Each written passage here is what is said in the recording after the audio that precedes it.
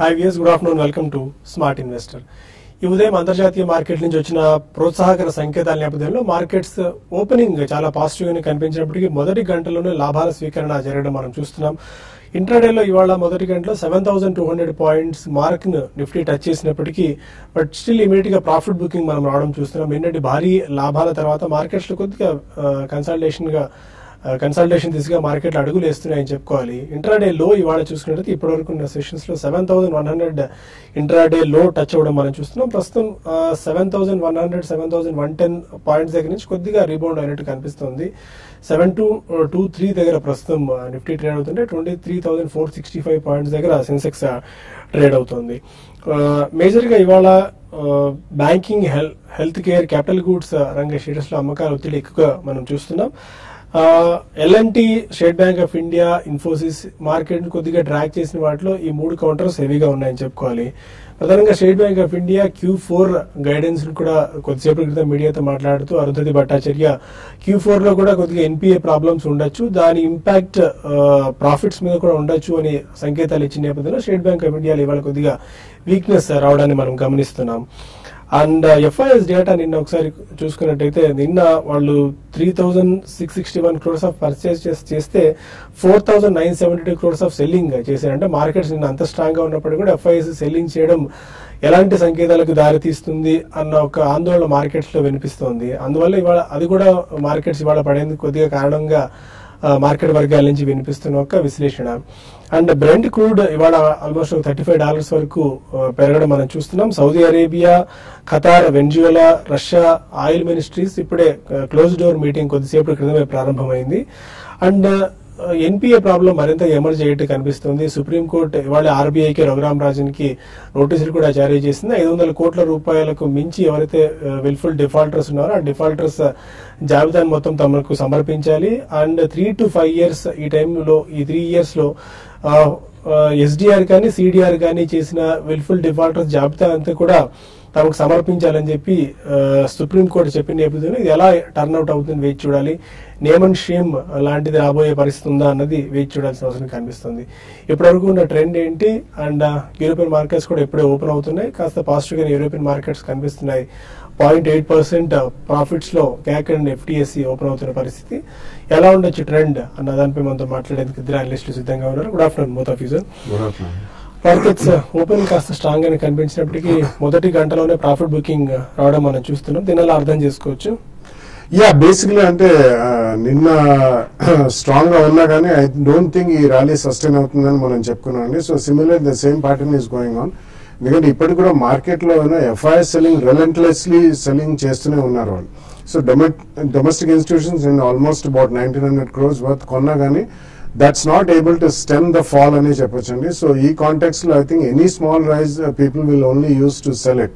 And మనకి రాబోయే కాలంలో problem in the next 10 days even budget కూడా ఉంది కాబట్టి 10 to 15 days మధ్యలో I think that uncertainty nobody wants to bet big money అండి. అది HNIs or domestic institutions definitely support చేస్తున్నారు, ఎక్కడ వాల్యుయేషన్స్ కనిపిస్తున్నాయి.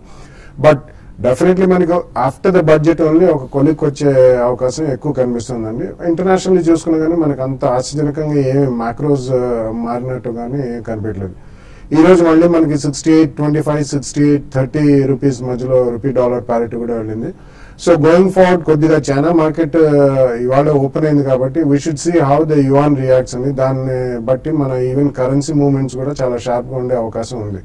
సో దాన్ని బట్టి మనకి ఈవెన్ స్టాక్ మార్కెట్ మీద ప్రభావం కూడా చూపించే అవకాశం ఎక్కువ ఉంది. Overall I don't think it's definitely market which is going back in a positive tone అండి.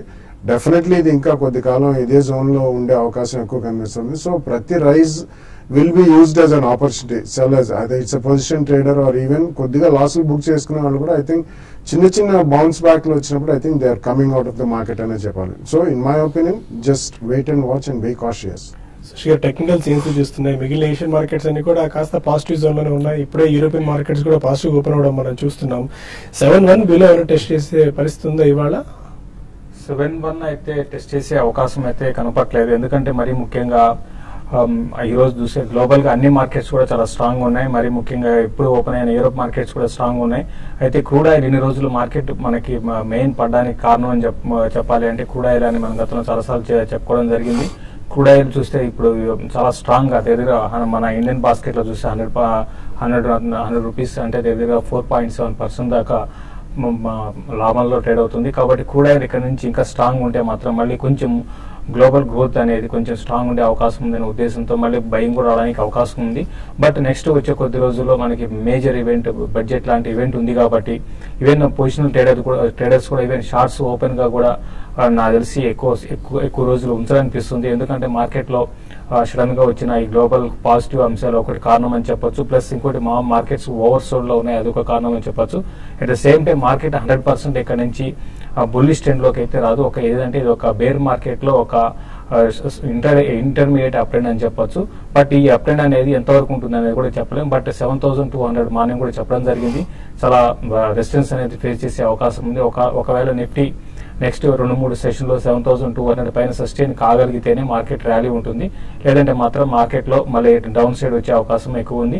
అయితే ఇక్కడ ఇటువంటి సిచ్యువేషన్ లో ఈవెన్ బై అండ్ డిప్స్ అని కూడా క్వాలిటీ స్టాక్స్, తర్వాత రిజల్ట్ బాగా అనౌన్స్ చేసిన stocks like hero motor corporation ఒకటి, టీవీఎస్ మోటార్స్, తర్వాత మార్నింగ్ కూడా చెప్పడం జరిగింది L&T, ఈవెన్ బ్యాంకింగ్ లో ఐసిఐసిఐ బ్యాంక్, ఇటువంటి స్టాక్స్ లో లాంగ్ పొజిషన్ తీసుకోమంటాను. BPCL, HPCL లాంటి స్టాక్స్ ని హైయర్ లెవెల్లో సెల్ చేయమంటాను. ఈవెన్ PSU బ్యాంక్స్ లో కొన్ని కూడా హైయర్ లెవెల్లో సెల్ చేసుకోవచ్చు.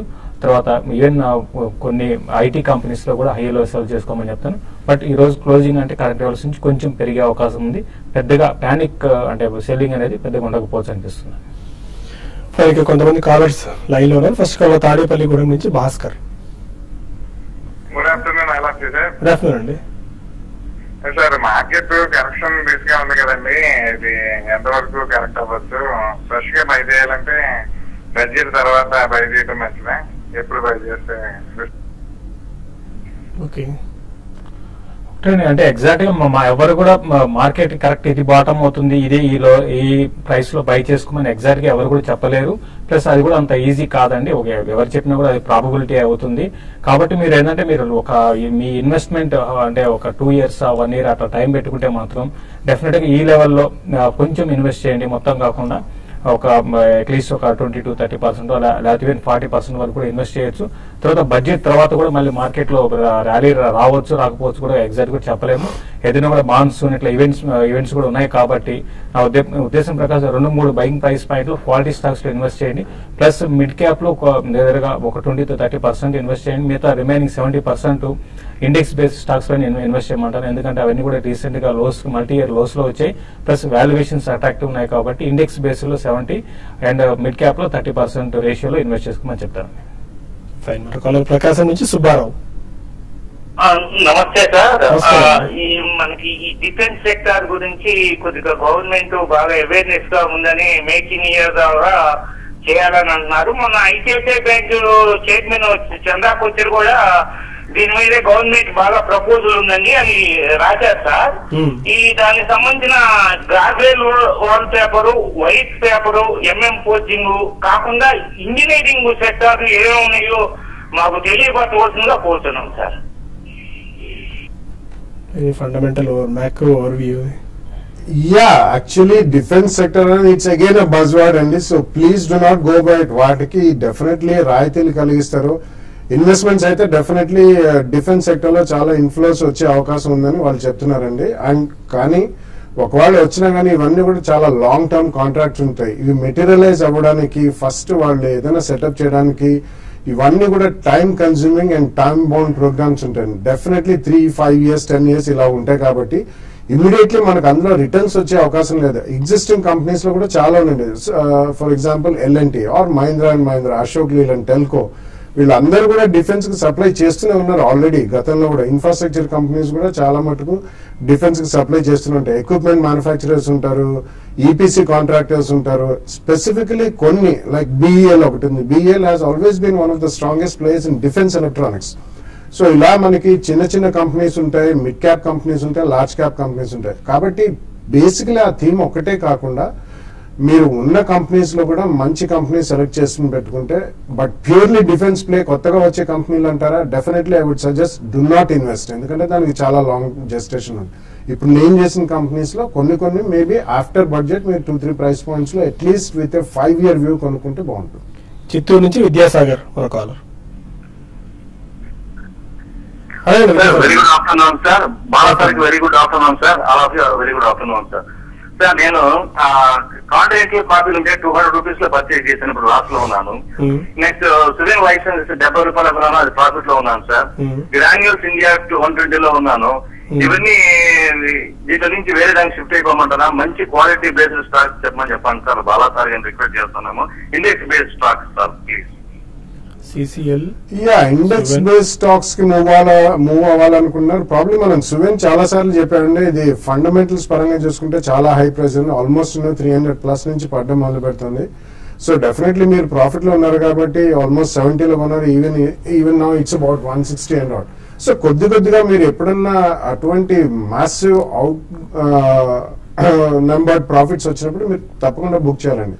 సో ఇండెక్స్ బేస్డ్ స్టాక్స్ అంటే ఐ థింక్ ప్రాబ్లీ ఈ top of the line stocks ఏవైతే కరెక్ట్ అయినా ఫార్మస్యూటికల్స్ లో డాక్టర్ రెడ్డి ఒకటి, సన్ ఫార్మా ఒకటి, ఈ రెండు కూడా very strong and top 5 companies లో ఉన్నాయండి. సో అటువంటి స్టాక్స్ లో you can invest. And probably maybe Telco, Mahindra and Mahindra ఇటువంటి డిక్లైన్స్ లో, ఎందుకంటే అది వాటికి ఎస్పెషలీ మనకి రెగ్యులేటరీ ప్రాబ్లమ్స్ అంటుండో automobile market is going to pick up.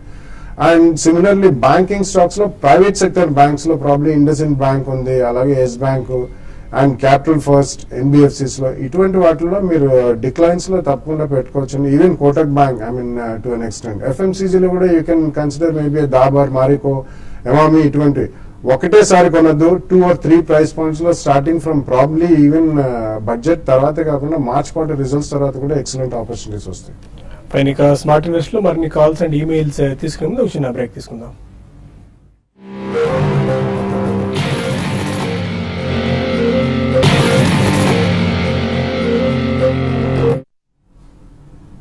Welcome back to smart investor. మరో కాలర్ కర్ణాటక నుంచి విజయలక్ష్మి ఉన్నారు. అడగండి విజయలక్ష్మి గారు. హలో సార్, గుడ్ ఆఫ్టర్నూన్ అండి. గుడ్ ఆఫ్టర్నూన్ అండి. నా దగ్గర జెట్ ఎయిర్వేస్ 580 దగ్గర తీసుకున్నానండి. ఆ తర్వాత అది ఎల్ఐసి హౌసింగ్ ఫైనాన్స్ 500 దగ్గర ఉన్నాయండి. అవి రెండు ఇప్పుడు యావరేజ్ చేసుకోవచ్చండి. ఇంకా మార్కెట్ ఫాలో అయ్యే ఛాన్స్ ఉందా? ఇప్పుడు తీసుకుంటా కరెంట్ లెవెల్స్ లో యావరేజ్ చేసుకోవచ్చండి. LIC housing finance and jet Airways ఈ ప్రైస్ లో యావరేజ్ చేసుకోవచ్చా? జెట్ ఎయిర్వేస్ రీసెంట్ గా చూస్తే బాగా మనకి 250 లెవెల్స్ నుంచి దగ్గరగా 800 రూపీస్ దాకా వెళ్ళి అక్కడ నుంచి కరెక్ట్ అయిందండి. ప్లస్ ఈ రోజు కూడా చూస్తే హెవీ కరెక్షన్ అనేది చూసాం. దీనికి ప్రధాన కారణం క్రూడ్ ఆయిల్ పెరగడము. క్రూడ్ ఆయిల్ కి ఆపోజిట్ గా మనకి ఏవియేషన్ స్టాక్స్ చూస్తున్నాము బిహేవియర్. కాబట్టి ఇప్పుడు పరిస్థితుల్లో ఇది కొంచెం ఇంకా ఫర్దర్ గా వీక్ అయ్యే అవకాశం ఉంది. ఈవెన్ మార్కెట్స్ పెరిగినా కూడా కరెంట్ లెవెల్స్ నుంచి. కాబట్టి 520 అనేది కానీ బ్రేక్ కాకుండా ఉంటే 520 దగ్గర మీరు యావరేజ్ చేసుకోండి. లేదంటే మాత్రం ఈవెన్ 480, 460 లెవెల్స్ కూడా జెట్ ఎయిర్వేస్ టెస్ట్ చేసే అవకాశం ఉంది. ఈవెన్ ఎల్ఐసి కూడా ఇన్ని రోజులు కూడా స్ట్రాంగ్ ఉందండి. బట్ లాస్ట్ 2 డేస్ ప్లస్ ఈ రోజు కూడా వీక్ గా ఉంది. కాబట్టి ఎల్ఐసి కూడా మీరు ఇమీడియట్ గా ఈ రోజు మీరు యావరేజ్ చేయాల్సిన అవసరం అయితే కనపడలేదు. కొంచెం వెయిట్ చేయండి. But compare to jet Airways compare చేసుకుంటే ఎల్ఐసి అనేది మరి స్ట్రాంగ్ రీబౌండ్ అయ్యే అవకాశం ఉంది. కాబట్టి మీరు ఎల్ఐసిని 420 పైన అబౌవ్ సస్టైన్ కాగలిగితే మీరు యావరేజ్ చేయండి. లేదంటే మాత్రం 420 పైన సస్టైన్ కాకపోతే క్లోజర్ గా 385 అంటే 380 లెవెల్స్ టెస్ట్ చేసే అవకాశం ఉందండి. మధ్యప్రదేశ్ నుంచి శ్రీనివాస్ మరో కాలర్.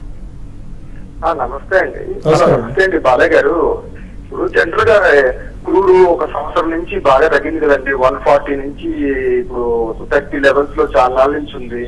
కాకపోతే చాలా కంపెనీలకి పెయింట్ సెక్టర్స్ గానీ, కెమికల్స్ గానీ, ఇంకా ప్లాస్టిక్స్ గానీ, ఇవన్నీ కంపెనీలో సెక్టర్స్ లో అసలు రిజల్ట్స్ వైజ్ గా అడుగుతానండి, మార్కెట్ వైజ్ గా అడగట్లే. కంపెనీ రిజల్ట్స్ వైజ్ గా ఎందుకని అంత గ్రోత్ రావట్లేదు? లాస్ట్ కి ఈ ఆటో సెక్టర్స్ లో కూడా భారత్ ఫోర్జ్ గానీ, మదర్సన్ సుమి గానీ, క్యామ్లిన్ ఫైన్ సైన్సెస్ కానీ ఇవన్నీ ఏది అసలు రిజల్ట్స్ వైజ్ చాలా వీక్ గా ఉన్నాయి. బిఏపి గానీ అన్ని సెక్టర్స్ అసలు ఒక్కడు కూడా రావచ్చు, అన్ని లాస్ వచ్చేసాం. అసలు ఎందుకని దానికి కారణాలు ఏంటి? అసలు ఇంత క్రూడ్ ఇంత మెటీరియల్ తగ్గిపోయినా కూడా ఇన్పుట్ కాస్ట్ తగ్గినా కూడా అవ్వట్లేదు. దానికి కారణాలు ఏంటి సార్ అని అడుగుతున్నాను సార్ మిమ్మల్ని లాంగ్ టర్మ్ గురించి.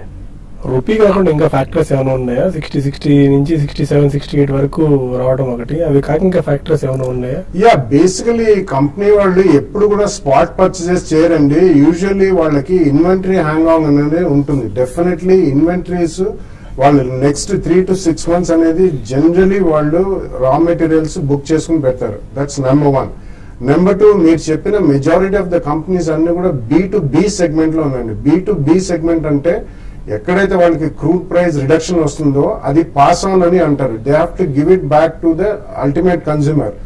అది ఒకవేళ B2C సెగ్మెంట్ లో అయితే ఇంప్రూవ్మెంట్ ఇన్ మార్జిన్స్ మనకి షార్ప్ గా కనిపించే అవకాశం ఉంది. ఎందుకంటే రా మెటీరియల్ కాస్ట్ తగ్గుతుంది, డైరెక్ట్ కన్స్యూమర్ అమ్ముతారు. ఇప్పుడు people who are into consumer durables ఇటువంటి వాటికి డెఫినెట్లీ కొద్దిగా బెనిఫిట్ అనేది ఎక్కువ ఉంటుంది, ఎందుకంటే కంప్లీట్ పాస్ ఆన్ చేయరు వాళ్ళు.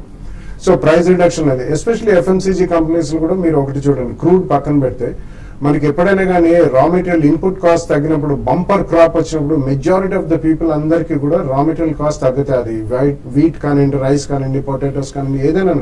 సో ఈ సీరియల్ బేస్డ్ ఫుడ్ స్టఫ్ ఎవరైతే చేస్తారో వాళ్ళు ప్రైస్ తగ్గించకుండా అడిషనల్ 10% క్వాంటిటీ, అడిషనల్ 20% క్వాంటిటీ అని ప్యాకేజ్ మీద ప్రింటింగ్ మార్చి అమ్ముతుంటారు. సో B2C వాళ్ళకి ఎక్కువ ఉంటుందండి. కాబట్టి B2B మీరు చెప్పిన most of the companies are into B2B కాబట్టి పాస్ ఆన్ ఉంటుంది. కాబట్టి even top line is coming down, inventory hang over అనేది క్లియర్ ఆఫ్ చేసేదాకా ప్రాఫిటబిలిటీ పెరిగే అవకాశం అంత ఎక్కువ లేదు.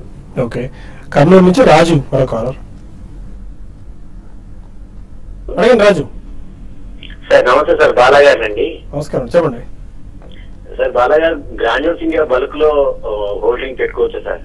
గ్రాన్యూల్స్ ఉండే ఫ్రెష్ పర్చేస్ గురించి అండి? అవును సార్, బల్క్ లో కొందాం sir. No, I think you should wait అండి. బల్క్ లో కొనదలుచుకుంటే డెఫినెట్లీ మీకు ఒకటే ప్రైస్ పాయింట్ లో ఎప్పుడు కూడా కొనదు. దట్స్ ఆల్వేస్ నెంబర్ 1 రూల్ అండి. ఎప్పుడైనా మనకి మార్కెట్ అన్సర్టనిటీస్ అనేది ఓవరాల్ అన్ని సెక్టర్స్ మీద, అన్ని కంపెనీస్ మీద, across all the capitalization, large cap, mid cap, small cap, micro cap మీద కూడా ఉంటుంది. కాబట్టి మీరు పెద్ద మొత్తం కమిట్ చేయాలనుకుంటున్నారు కాబట్టి this is not the right time అండి. కొద్దిగా వెయిట్ చేయండి. Post budget and post even March quarter results మీరు 2 or 3 ప్రైస్ పాయింట్స్ కొనండి. Overall it's a good company. Next 2 years లో మంచి ఎక్స్పాన్షన్ కూడా కిక్ ఇన్ అవుతుంది. బట్ డెఫినెట్లీ డూ రిమెంబర్, ఒకటేసారి మాత్రం బల్క్ అమౌంట్ కమిట్ చేయొద్దు. అండ్ ఏ కౌంటర్లో అయినా 2 or 3 ప్రైస్ పాయింట్స్ లో కొనడం ఉత్తమం. అండ్ కొన్ని మెయిల్స్ కి సమాధానం తెలుసుకునే ప్రయత్నం చేద్దాం. కమల్ అడుగుతున్నారు, పిట్టి లామినేషన్స్ 48 రూపీస్ లో and Camlin fine sciences 84 rupees లో బై చేశారు. షార్ట్ టర్మ్ కు హోల్డ్ చేసుకోవచ్చా?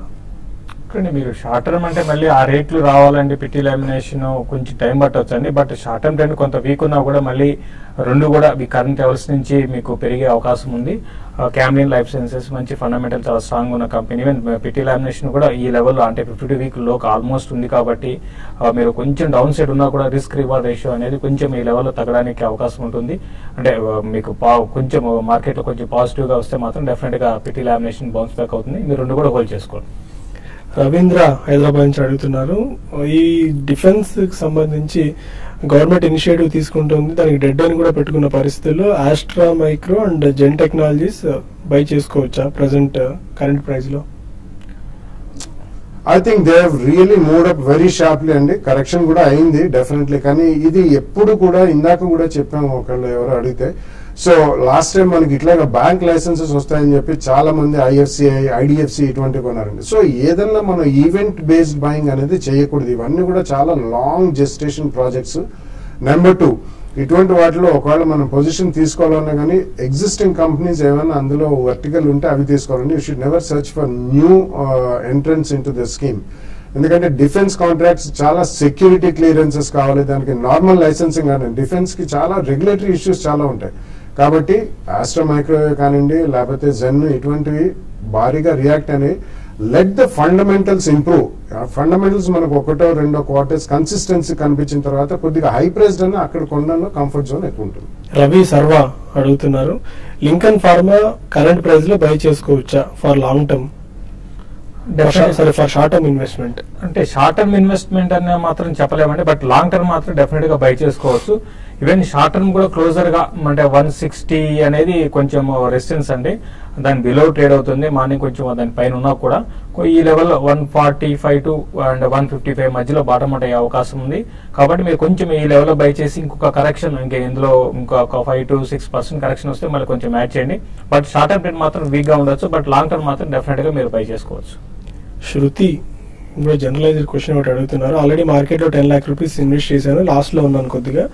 GST బిల్లు కనుక ఈ సెషన్ లో పాస్ అయితే ఇమీడియట్ గా బెనిఫిట్ పొందగలిగే స్టాక్స్ ఏమైనా ఉన్నాయా? No stock will benefit immediately అండి. Again it's a very long drawn procedure. ఇప్పుడు ఒకవేళ GST బిల్ పాస్ అయినా it's not even half baked అండి. I think 1/3 baked bill present చేస్తున్నారు. ఇందులో చాలా ట్వీకింగ్ జరిగిందండి. గతంలో ఒరిజినల్ బిల్ కంటే కూడా చాలా ట్వీకింగ్ చేసి I think it's a completely diluted version of GST. కాబట్టి ఇమ్మీడియట్లీ బెనిఫిట్ అయ్యి స్పర్ట్స్ వస్తాయన్నది సెంటిమెంట్ పరంగా రావచ్చు. ఫండమెంటల్స్ మాత్రం ఎటువంటి చేంజ్ ఇమ్మీడియట్లీ రాదండి. బంగారు రాజు అడుగుతున్నారు, యూఫ్లెక్స్ 500 క్వాంటిటీ బై చేశారు, 1 year హోల్డ్ చేయగలరు, టార్గెట్ ప్రైస్ ఏమన్నా చెప్పగలరా? యూఫ్లెక్స్ టార్గెట్స్ మనం ఎగ్జాక్ట్ గా చెప్పలేమండి. అంటే కరెంట్ లెవెల్స్ నుంచి ఫాల్ అయితే ఆగే అవకాశం ఉంది. బట్ మీరు ఆల్మోస్ట్ ఇది కూడా చూస్తే బాగా కరెక్ట్ అయిందండి. మీరు హోల్డ్ చేయమని చెప్తాను. రవి కోరుకొండ అడుగుతున్నారు, హరిత సీటింగ్స్ గురించి తెలుసుకుందాం అనుకున్నారు కానీ బట్ ఏం తెలుసుకుందాం అనుకుంటున్నారు స్పెసిఫిక్ గా రాయలేదు. హరిత sittings It's a decent company, but run-up was extremely sharp. It's again one case where it has been almost about 3 to 6 months lone double in stock andi. So iటువంటి stocks definitely chase చేయడం అంత ఉత్తమం కాదు. Company పరంగా it's a good company and they're doing well. Actually seating systems for automobiles చేస్తారండి, and they're moving into the higher zone and luxury car segment లో కూడా వెళ్తున్నారు. కాబట్టి if you have at least 3-year view, definitely post budget ఒక 2 or 3 price points లో కొనుక్కోండి. జగన్మోహన్ రావు సంగారెడ్డి నుంచి అడుగుతున్నారు, గ్రాన్యూల్స్ ఉండా లాంగ్ టర్మ్ గురించి బై చేసుకోవచ్చు అంటే బాలాగారు ఇప్పుడే చెప్పారు దాని గురించి. And Lakshmi Vilas bank 75 shares 98 rupees లో తీసుకున్నారు. Shall I hold or exit? Lakshmi Vilas bank 98 rupees లో బై చేశారు. ఇప్పుడు మీరు తక్కువ షేర్లే కాబట్టి మీరు హోల్డ్ చేయండి. ఏమంటే మీరు షార్ట్ టర్మ్ కా లాంగ్ టర్మ్ గా తెలియదు, బట్ చాలా సున్నబాటు చాలా స్ట్రాంగ్ ఉంది. మీరు లాంగ్ టర్మ్ కి హోల్డ్ చేయొచ్చు, షార్ట్ టర్మ్ కూడా హోల్డ్ చేయొచ్చు. అండ్ స్టిల్ మార్కెట్స్ లో వీక్నెస్ ఇంకా కొనసాగుతూనే ఉంది. 7104 దగ్గర ప్రస్తుతం నిఫ్టీ ట్రేడ్ అవుతుంది 55 పాయింట్ల నష్టంతో. అండ్ సెన్సెక్స్ కూడా 168 పాయింట్ల నష్టంతో ట్రేడ్ అవుతుంది. ఏ క్లోజింగ్ రిమార్క్స్? క్లోజింగ్ 71 దగ్గర కొంచెం ఆగడానికి అవకాశం ఉంది. ముందు చెప్పినట్టే గ్లోబల్ కి చాలా స్ట్రాంగ్ ఉంది, బట్ మన మాత్రం కొంచెం వీక్ గా ఉంది. ఈవెన్ రిలయన్స్ కూడా ఇప్పుడే లోకి టచ్ కావడం చూస్తున్నామండి. అయితే కొంచెం 71 కానీ బ్రేక్ అయిందంటే కొంచెం సెల్లింగ్ అనేది కొంత ప్యానిక్ కావచ్చు. బట్ మళ్ళీ క్లోజర్ గా మళ్ళీ 71 పైన క్లోజ్ అయ్యే అవకాశం కూడా కనపడుతుంది. బట్ ఎగ్జాక్ట్ గా అంటే ఎంత వోలటాలిటీలో ఇక్కడ క్లోజ్ అవుతుంది చెప్పలేం, బట్ ఓవరాల్ గా స్టేబుల్ గా ఉండే అవకాశమే ఉందనిపిస్తుంది. Fine, thank you very much both of you sir. ఇది ఇవాల్టి స్మార్ట్ ఇన్వెస్టర్. ఇప్పుడు బిజినెస్ బ్రేక్ఫాస్ట్ లో మళ్ళీ కలుద్దాం. Stay with us.